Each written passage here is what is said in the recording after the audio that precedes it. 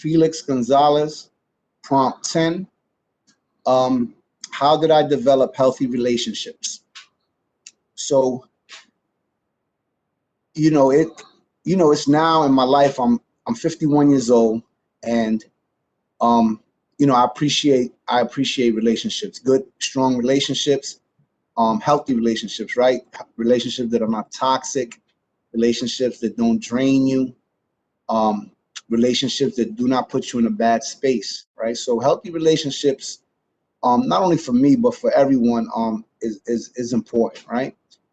Um, so what did I do to develop healthy relationships? So um, for me, one of the things that helped me is that honesty is a big thing, right? So not only honesty, but when I'm you know when I'm in a relationship with someone in any capacity, I don't I don't disclose too much too early, right? So one of the things that helped me was not being secretive, but being private, right? The privacy that we enjoy is important to us. There's some things that we have to keep close to us, and then as time goes by, and if it's important, then you disclose. So for me, disclosing when the time is right has helped me with keeping and maintaining healthy relationships. So that in that disclosure, there's honesty, right? So I mean, we use the word honesty and we use it. We sometimes we throw that word around because it sounds good, but the truth of the matter is that you have to start being honest with yourself, right? Who you are, uh, where you were and where you are now. And also another thing that has helped me is no one is perfect, and like I mentioned in the past, no man is an island. We all need someone in our lives at some point to help us through something. Um, not to be critical of others, not to be judgmental.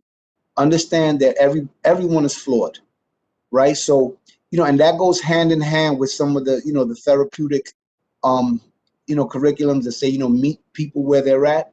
So I often when I'm in a relationship with someone, whether it's family or it's friends or it's colleagues, kind of meet them where they're at. um I don't have these great expectations from people. um you look for connectivity. So there are a lot of things that I use to to help develop a healthy relationship. And oftentimes, sometimes your gut is right, sometimes your gut is wrong, but you get a feeling for other people. You get it's like a sixth sense. And sometimes it's right, sometimes it's wrong, but you know on my end, what I do is, like I said, I try to keep things very honest. I temper my disclosure, how much information I'm willing to share and how soon. I think that's important. um and of course, in different spaces there's different relationships, right? You have your work relationship, you have your family relationship, you have your romantic relationships. But for example, I keep certain things separate. Like, I know when I go to work, I'm at work, right? At work, I don't there's not too much disclosure unless it's needed, unless it can be used to help someone. um and then you have your relationships with your family, those people that know you. They knew you when you were a little baby, they knew you when you were a kid, when you were adolescent. So those relationships are important and they're healthy. But also, when I come across folks that I know, that I care about, um, and I see that they're struggling with an addiction, or they're on their recovery journey as well, and they're struggling, they're hitting walls.